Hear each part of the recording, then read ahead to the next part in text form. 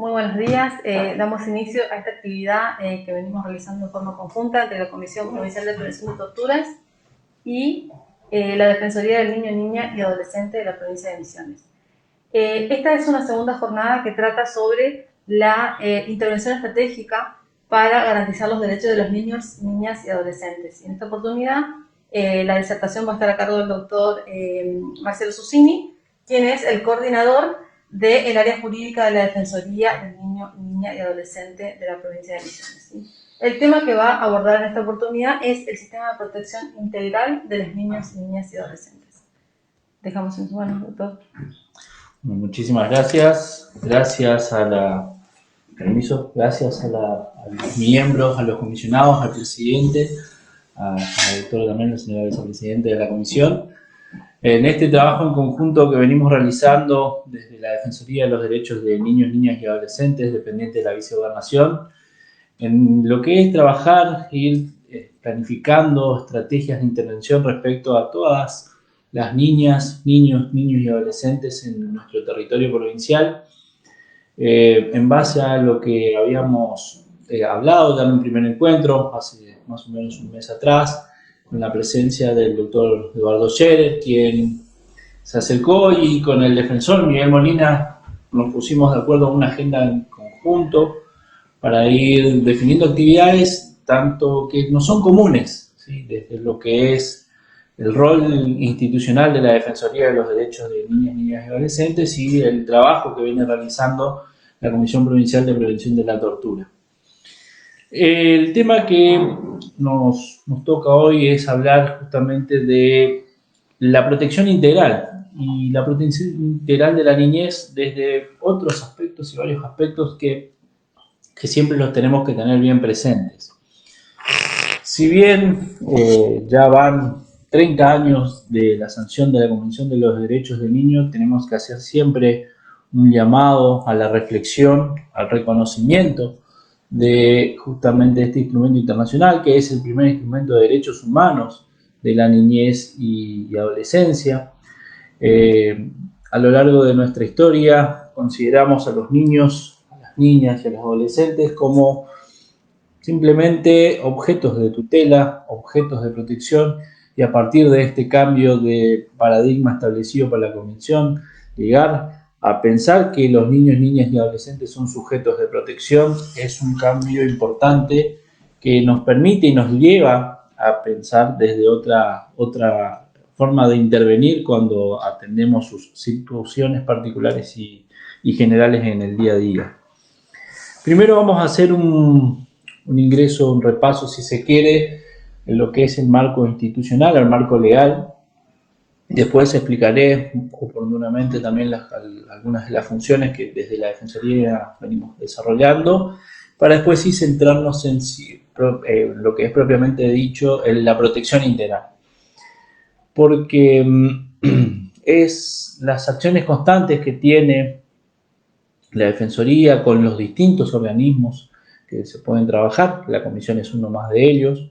que también tiene un rol fundamental en lo que es la defensa de los derechos humanos en el pueblo de nuestra provincia. Y destacar también que el rol de monitoreo que ejerce la Comisión también lo hace respecto a instituciones que trabajan con niños, niñas y adolescentes. Bueno, así que entenderemos algunos conceptos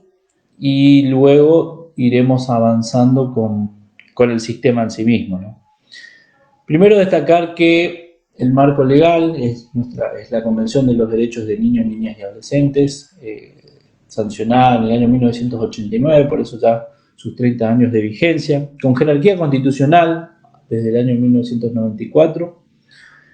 que en el año 2001 en nuestra provincia se sancionó su propia ley de protección integral siguiendo los paradigmas y los estándares establecidos internacionalmente a través de la ley 2 número 16 de protección integral de los derechos de niños, niñas y adolescentes.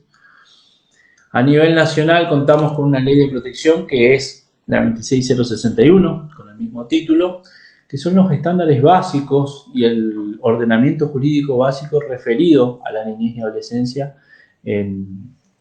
nuestro territorio, ¿sí? La Defensoría de los Derechos del Niño es una institución creada en el año 2010 por la Ley Cuarta número 52 y que entra en funcionamiento en el año 2012. Está a cargo del defensor, el magíster Miguel Molina, en la cual entre sus principales funciones se encuentran los hechos de velar por los derechos de incidencia colectivos e intereses difusos de la niñez y adolescencia en el territorio provincial, trabajar en la promoción y protección de la niñez, establecer políticas públicas, sugerir, recomendar políticas públicas a los distintos organismos, ya sean del ordenamiento público como también del privado, generar espacios de diálogo donde se puedan escuchar a las niñas, niños y adolescentes, y también ir generando propuestas legislativas para afianzar el sistema de protección que contamos hoy en día. Una de las principales funciones, que es la que viene desarrollando la Defensoría en estos últimos años, abocados a lo que es el monitoreo de las instituciones que trabajan con estos sujetos de protección, que se vincula bien puntualmente con un registro que contamos en el espacio de la Defensoría, que es el Registro Único de Niños, Niñas y Adolescentes Institucionalizados, donde podemos tener a partir de un sistema informático en tiempo real la situación de cada uno de los mismos quienes se hallan sin cuidados parentales con medidas excepcionales de protección. Este registro nos permite saber cuál es su realidad, sus situaciones de vida, sus circunstancias e información respecto a lo que es su entorno familiar, su situación psicosocial, su situación jurídica, que también muchas veces es lo que más queda en el tintero desarrollar, que en el avance de los distintos informes desarrollados desde el registro se han impulsado medidas para que desde los distintos organismos, ya sean administrativos como desde el Poder Judicial, se pueda ir resolviendo y garantizando y restituyendo los derechos de cada uno de los niños que se encuentran institucionalizados.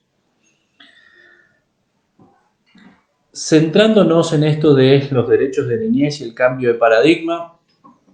primero debemos decir que antes los niños, que por eso llegamos a la sanción de una convención,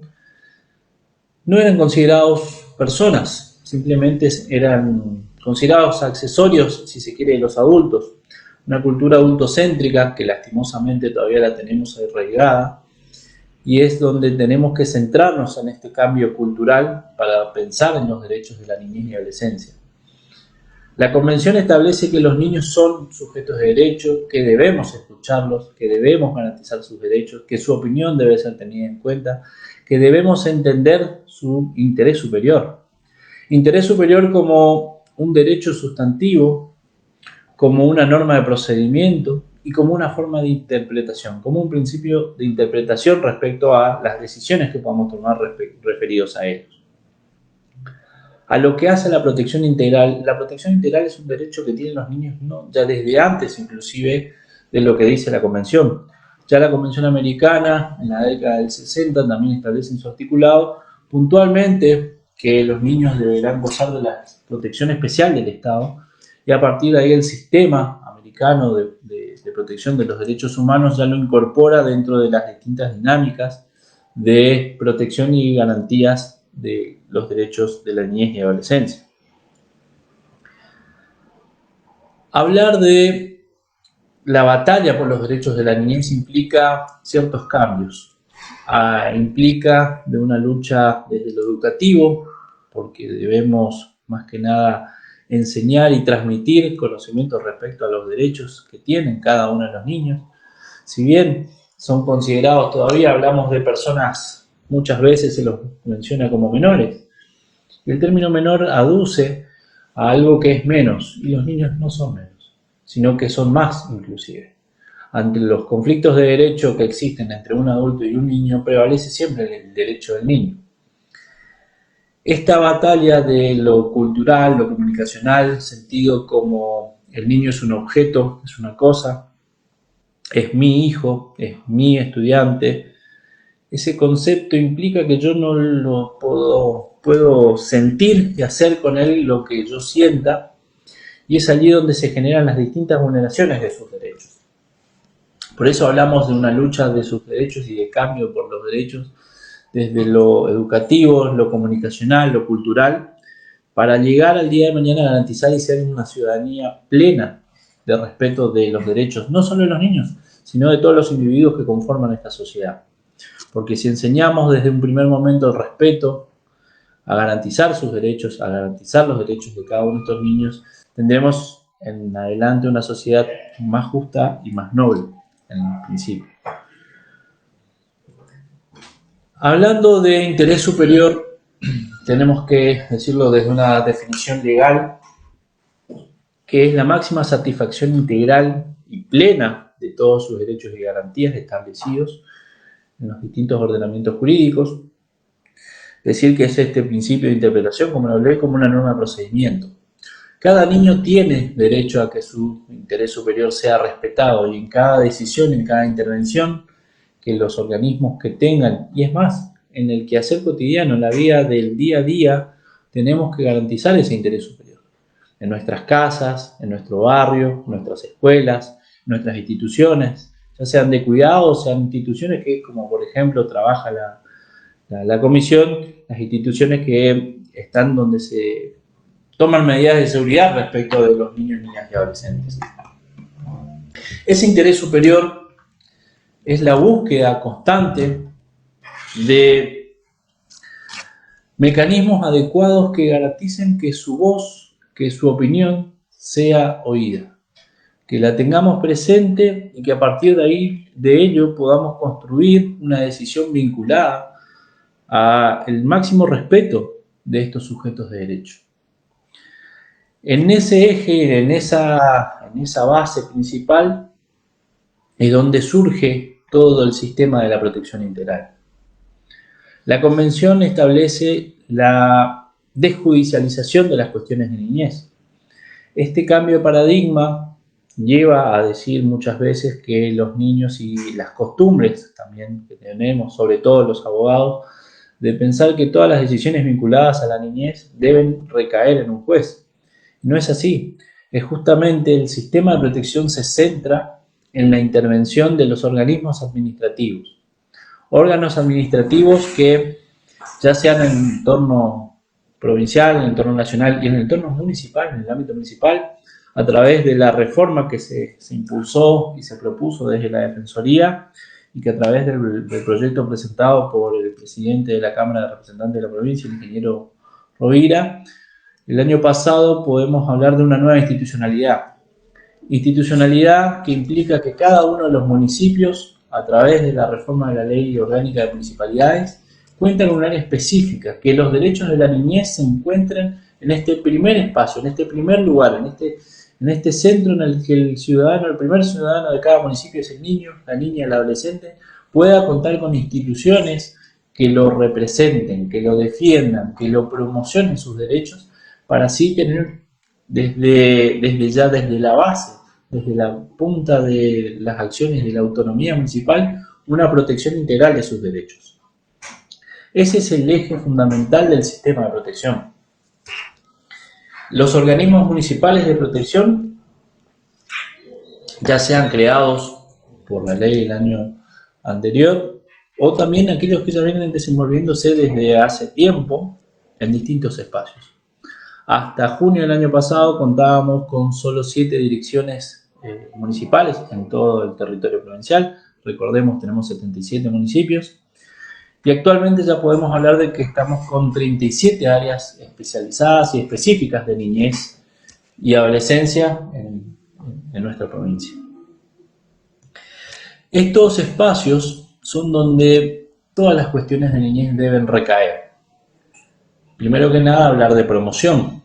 porque los derechos que no se conocen no se pueden respetar y no se pueden garantizar.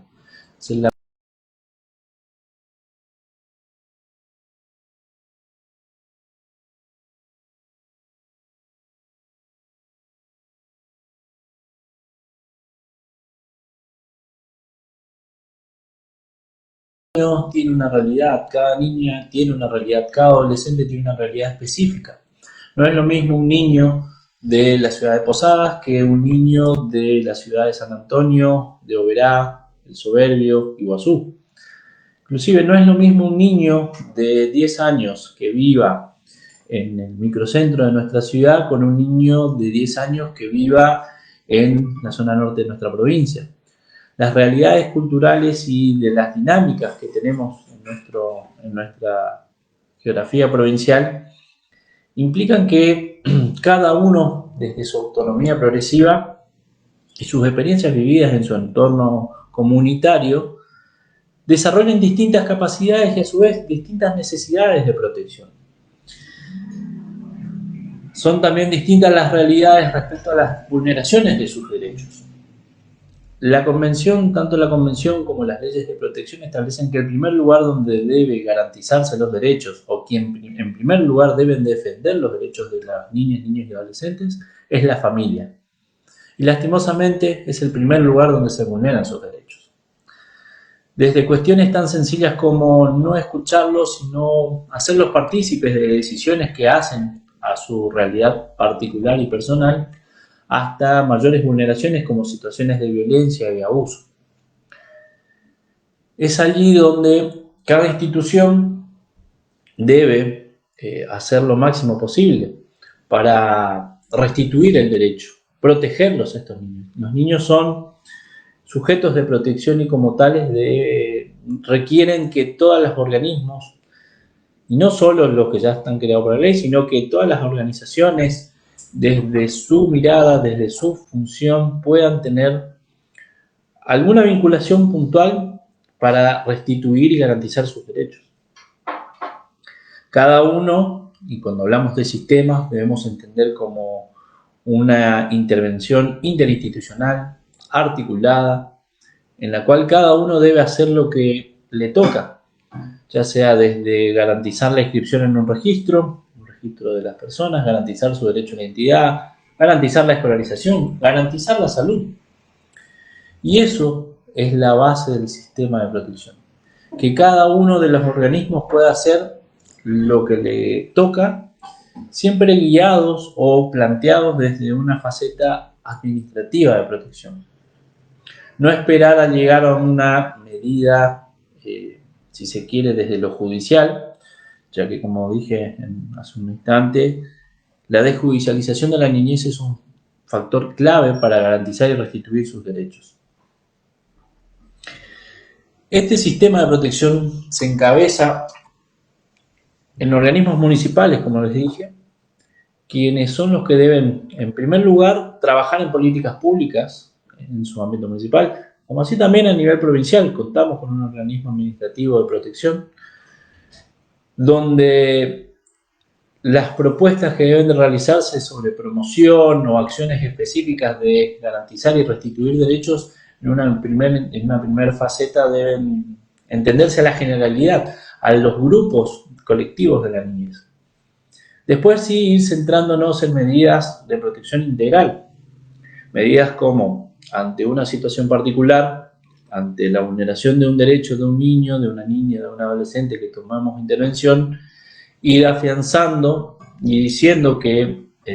definiendo medidas respecto a, en primer lugar,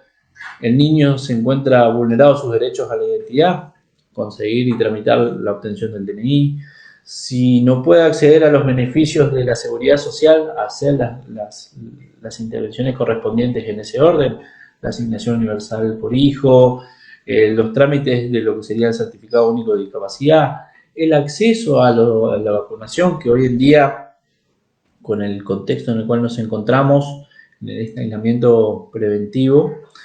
y distanciamiento social, también son situaciones y circunstancias que los niños se ven privados muchas veces de acceder al cumplimiento de su calendario de vacunación. Si bien nuestra provincia tiene establecidos los mecanismos para garantizar ello, todavía estamos en un momento de ejecución de estas políticas de vacunación que implican que también podemos impulsar medidas de protección en un sentido más integral. Asimismo, otra de las formas de hablar de medidas de protección integral son aquellas que tienen que ver con el fortalecimiento familiar, ya sea en su propia familia, su familia biológica, o sea en su familia ampliada. El niño tiene derecho a vivir en familia y es su familia en primer término, o si no, ir determinándose situaciones y circunstancias con su familia ampliada, su familia extensa o una tercera familia. Si decimos que ante una situación de violencia, ante una situación de abuso, la intervención debe ser esta: definir automáticamente medidas de protección excepcional y separar al niño del entorno. En primer lugar, separar al violento del entorno del niño para garantizarle sus derechos. Lastimosamente, las prácticas a lo largo de estos años, a lo largo del tiempo, nos llevan a que se repiten cuestiones vinculadas al viejo sistema del patronato, ya erradicado y derogado por la ley 26061, pero que todavía queda arraigado dentro de nuestros sistemas y de las prácticas que judicialmente y administrativamente se desarrollan. Los niños son sujetos de protección y debemos buscar mecanismos alternativos de cuidado. Mecanismos alternativos que deben centrarse primero en modelos de acogimiento familiar y, como última opción, la institucionalización. Sin embargo, la institucionalización muchas veces es la primera respuesta. Ante determinadas situaciones en las cuales no encontramos o no siquiera buscamos una alternativa familiar, no solo su familia biológica o su familia ampliada, sino una familia dentro del entorno comunitario, referentes afectivos, puede ser, programas de cuidado alternativo como cuidados alternativos de crianza y demás. Las decisiones que se toman como medidas excepcionales son la institucionalización. Y es allí donde el niño deja de transformarse en un ciudadano pleno, queda oculto, si se quiere, lastimosamente, queda oculto en sus derechos, en su realidad constante de su restitución de sus derechos. Y las instituciones, si bien tenemos instituciones que en el día a día hacen un trabajo y que debemos destacarlo, el niño en un entorno de aislamiento, si se quiere, está privado de una vida comunitaria, porque vivir en una institución residencial lo aleja, lo separa de entornos afectivos comunitarios. Si bien hay modalidades y modalidades de cuidado en cada una de las instituciones residenciales, ya a lo largo de las intervenciones que hemos tenido en la Defensoría, en estos espacios de monitoreo, se han procedido al cierre de algunas instituciones, se ha solicitado el cierre de varias instituciones porque no se respetaban las situaciones, las garantías mínimas, cuestiones que tienen que ver con la infraestructura, con la atención integral que los niños se merecen, que los niños requieren, espacios de interacción con otros ambientes. Y estas medidas excepcionales de protección deben ser dispuestas por los entes administrativos de protección, ya sean municipales o a nivel provincial, que existe un área de niñez, la Dirección del Menor, Familia y Discapacitados, dependiente del Ministerio de Desarrollo Social, en proceso también que está de crearse una institución que desde la Defensoría venimos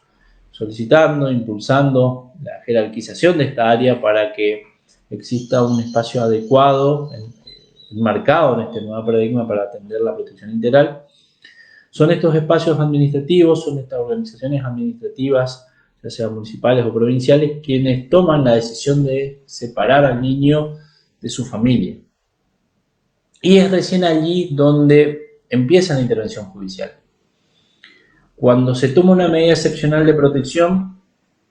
el organismo administrativo debe comunicar al juzgado competente, el juzgado con competencia en familia, que ha tomado tal resolución y posteriormente someterla a control de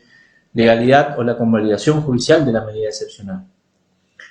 A partir de allí empieza a correr los plazos a las instituciones respecto a intentar restituir en lo que hace a la revinculación o buscar medidas alternativas respecto a vinculación familiar, buscar familiares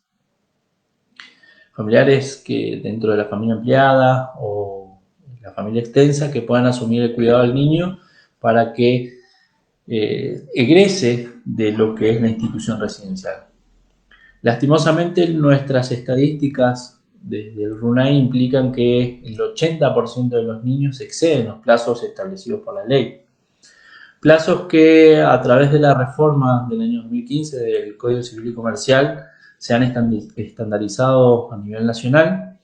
que ya debemos hablar solo de 180 días, 6 meses en los cuales un niño debe estar institucionalizado para que a partir de allí se dictamine respecto a su adoptabilidad. Y hay un 90 días más de plazo para que el juez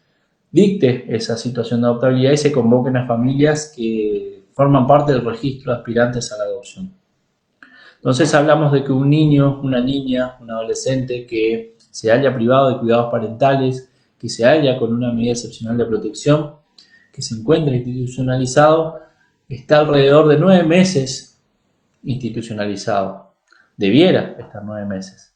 Pero los plazos muchas veces se ven superados. Desde la Defensoría hemos requerido muchas veces medidas específicas al Superior Tribunal, trabajando articuladamente con el Superior Tribunal y con los distintos organismos, con el Ministerio de Desarrollo Social y demás instituciones de la sociedad civil, quienes son mayoritariamente los que cuentan con instituciones residenciales, impulsar medidas que avancen en la desinstitucionalización, que permitan el egreso de los niños. En el año 2016 se dictó una resolución en la cual se requirió al Poder Judicial y al Ministerio de Desarrollo Social medidas que busquen efectivizar este egreso, que busquen restituir los derechos, ya sea que se garantice la seguridad jurídica de cada uno de los niños que se hayan institucionalizado. En ese 2016 hablamos más o menos aproximadamente unos 600 niños institucionalizados. Hoy por hoy tenemos que hablar que estamos alrededor de una media de 200 niños residiendo en instituciones residenciales.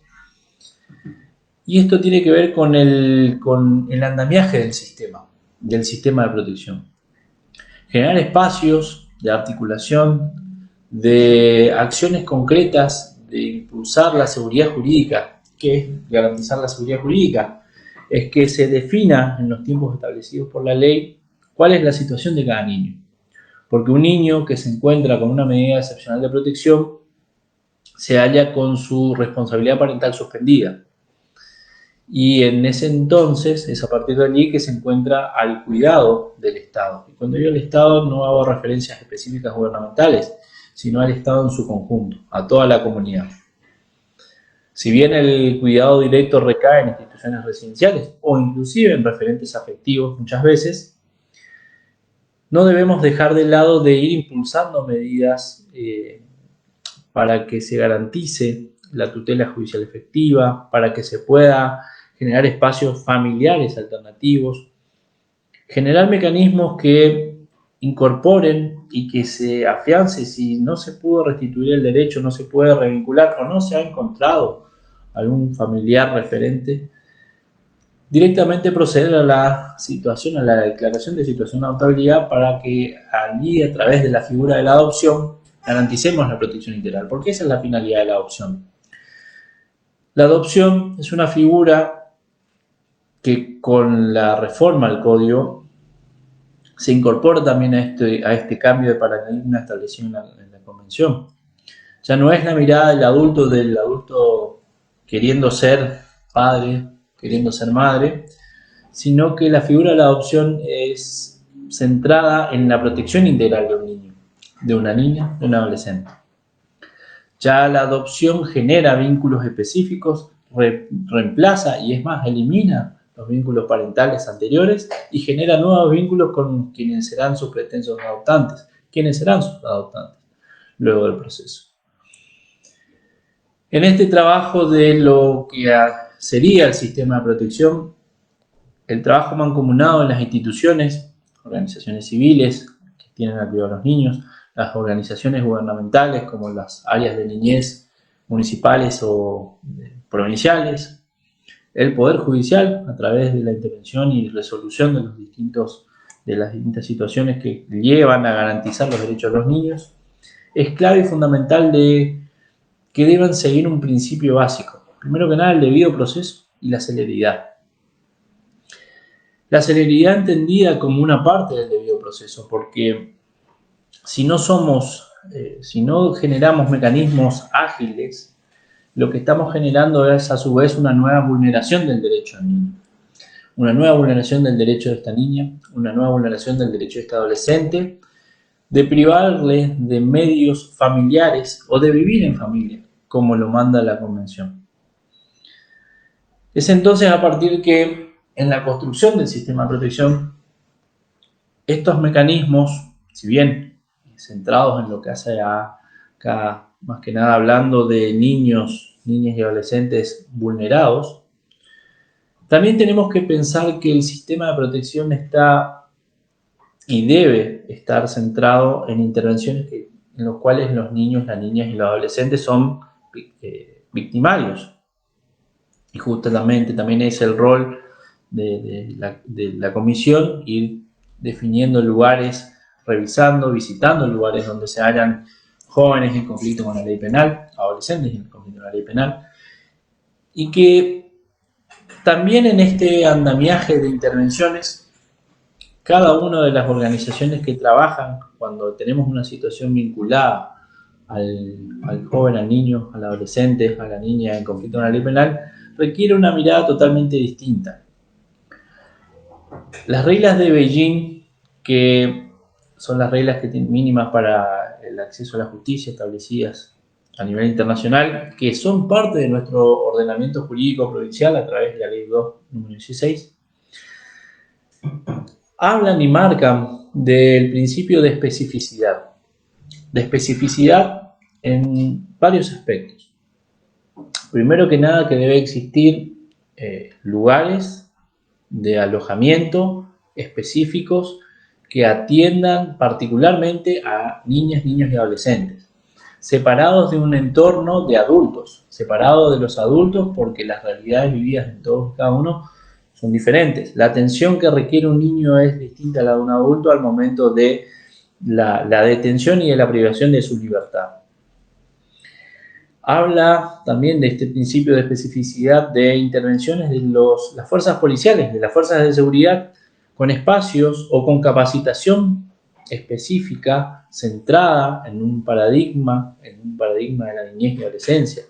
centrada en decir que los niños son sujetos de protección, son sujetos de derecho. Y lastimosamente en el día a día vemos constantes vulneraciones de derechos de distintas instituciones que vienen con eso. Justamente ayer se cumple 30 años de la muerte de Walter Bulacio, quien es un caso emblemático en nuestra historia argentina, en la cual fuerzas de seguridad, las fuerzas de la Policía Federal, en un procedimiento de las viejas llamadas racias, que todavía existen, que son a través de distintos operativos, generan mecanismos de violencia, de apremios ilegales, de tortura, inclusive con quienes fueron privados como Bulacio, y justamente fallece como consecuencia de las lesiones que le generaron en el entorno de una comisaría, esto es en Buenos Aires. La Corte Interamericana en el año 2003 sanciona a la Argentina por este caso,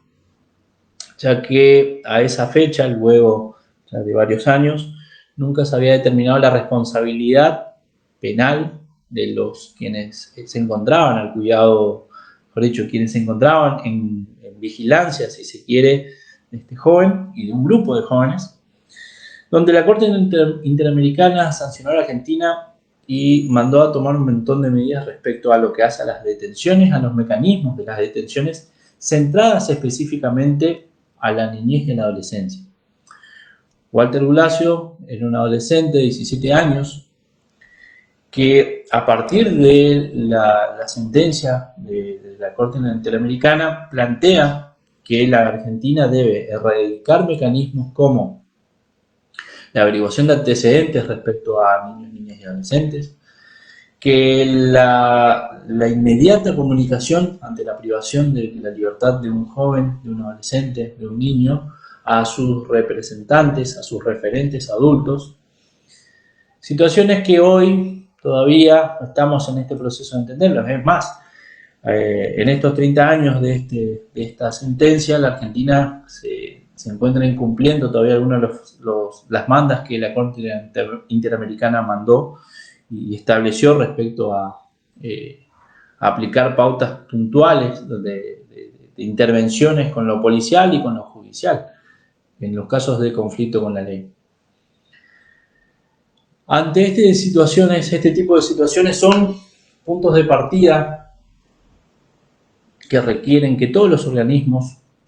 que toda la sociedad en realidad, cambiemos y pensemos desde otra mirada. Inclusive cada tanto, todos los años, a comienzo del año, siempre se vuelve a hablar de la baja de la edad de punibilidad,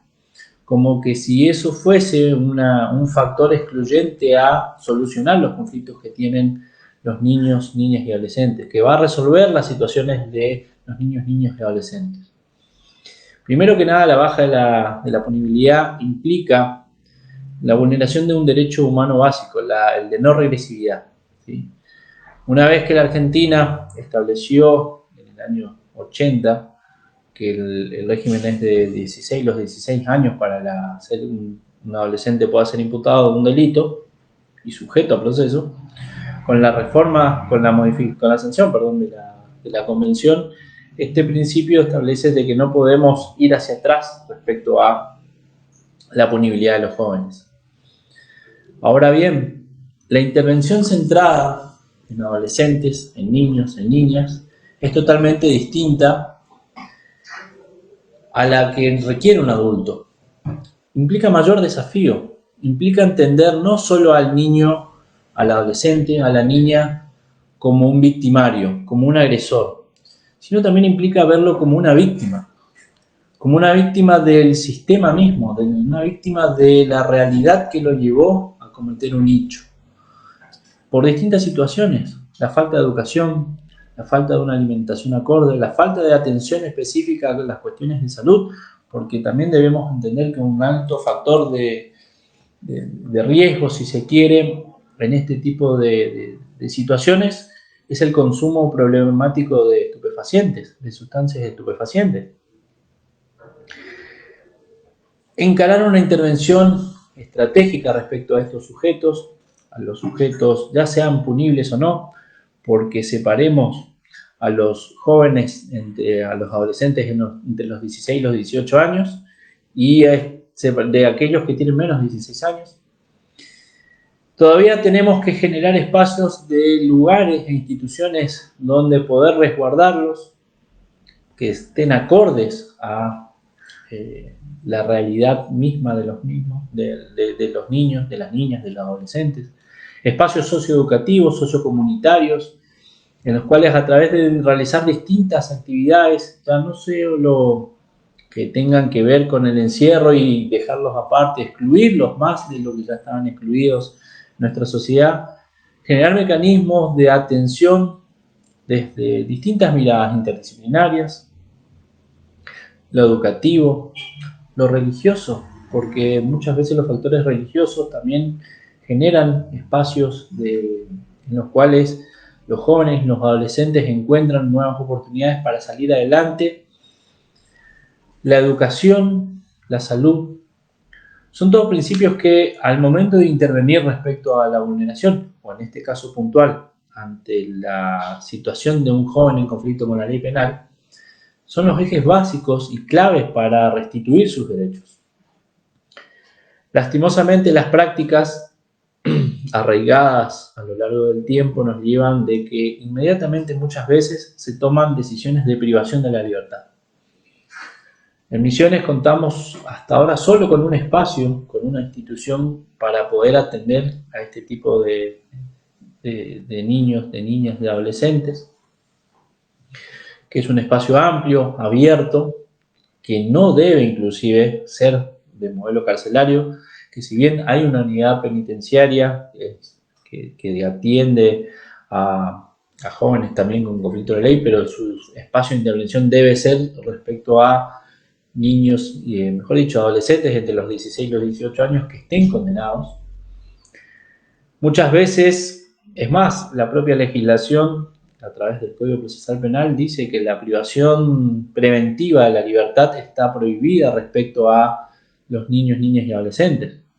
Sin embargo, muchas veces encontramos a jóvenes, a adolescentes, a niños, a niñas, que se hallan no privados preventivamente en los términos de la ley, pero que por disposición de medidas tutelares en base al viejo sistema establecido por la ley 22.278, que ya tiene sesgos de inconstitucionalidad hace tiempo, implican que los jóvenes se encuentran y se hallan de hecho privados de su libertad, en espacios ya sea carcelarios como en instituciones residenciales, como es una residencia, porque el joven, el niño, la niña, el adolescente que ingresa a una institución por conflicto con la ley no puede salir de ella hasta tanto no existe una orden judicial.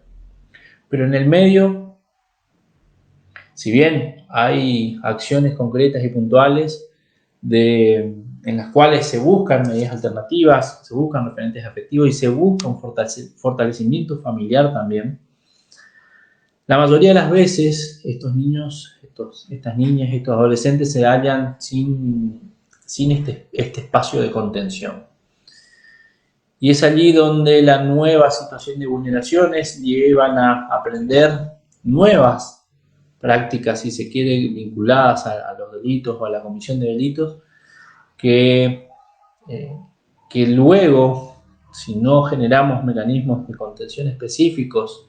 de atención específicos a cada uno de ellos, generar una nueva y constante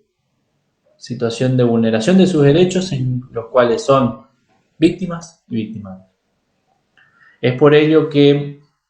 el rol que establece, que le dio la ley a la Comisión Provincial de Prevención de la Tortura es básico y es clave,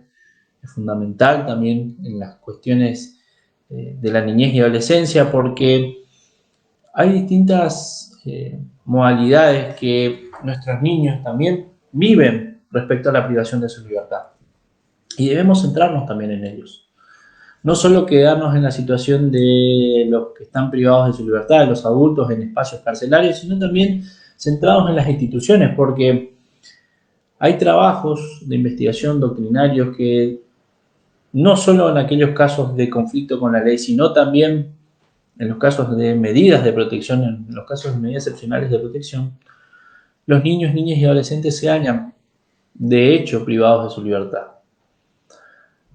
No en el sentido de una privación como una medida de seguridad, sino que bajo pretexto de una medida de protección y que no definimos su situación jurídica, el niño que entra a una institución residencial no puede salir si no es con orden de un juez o de una autoridad administrativa. Al no generar estos mecanismos asistados, también generamos esta situación de privación de su libertad. Si bien hay lugares en los cuales los niños tienen mayor posibilidad de moverse, de interactuar, de salir con instituciones, realizar otras actividades, buscarse otros espacios, hay algunas que lastimosamente todavía no se pueden hacer. Y es allí donde nos debemos centrar y focalizar para que nuestro sistema de protección articulado, interinstitucional, en el trabajo en conjunto de todos y cada uno de nosotros, ya sea las instituciones de las organizaciones civiles, las instituciones gubernamentales, los distintos ministerios, la policía, la Comisión Provincial de la Tortura, la Defensoría de los Derechos del Niño, los municipios, educación, salud, todos y todas los misioneros debemos garantizar y respetar sus derechos para poder seguir construyendo una ciudadanía con una perspectiva de derechos humanos. Si dejamos de lado a nuestros niños, Misiones cuenta con una población del 40% aproximadamente de personas que tienen entre 0 y 18 años, es decir, niñas, niños y adolescentes. Un alto porcentaje, en algunos municipios es mayor, en otros es menor, pero la media aproximadamente estamos hablando de un alto número de nuestra población provincial. Si no generamos acciones concretas desde lo particular, desde lo colectivo, desde lo comunitario, desde la generación de políticas públicas con miras a la protección integral, vamos a seguir generando situaciones de vulneración de derechos. Vamos a seguir sosteniendo futuros victimarios, vamos a seguir sosteniendo personas que no tienen oportunidades, que no se les generan igualdad de oportunidades, y el día de mañana nuestra sociedad va a seguir siendo cada vez más injusta. Es por ello que, tanto desde el trabajo de la Defensoría como el trabajo que viene desarrollando la Comisión Provincial de Tortura y los distintos organismos a nivel provincial, creo y sostengo que lo único que tenemos prohibido hacer respecto a las cuestiones de niñez es no hacer. Hacer desde lo más simple, lo más sencillo, como es escuchar a un niño, escuchar a una niña, escuchar a un adolescente, ya implica una acción concreta y que va a generar mayor efectividad hacia la garantizar sus derechos y respetar sus derechos y restituir sus derechos. Así que bueno, agradezco a la comisión, agradezco a su presidente, al doctor Eduardo Scherer, agradezco a los comisionados, a la presidencia y al equipo técnico de la comisión por invitarnos a participar, y que a través de estos espacios, en esta nueva realidad virtual, si se quiere, en estos momentos y en este contexto de aislamiento por la emergencia epidemiológica, de que podamos seguir hablando de la niñez y adolescencia, podamos seguir hablando de la restitución de derechos, que podamos seguir hablando de la promoción de derechos, porque no todo está perdido, porque no toda realidad específica de la niñez y adolescencia es vulnerable, sino que también hay acciones lindas, hay situaciones lindas con los niños. Pero debemos centrarnos en todos y cada uno de ellos, en este 40% de nuestra población, ya sea a través de la promoción, la prevención y la protección integral de sus derechos. Muchas gracias.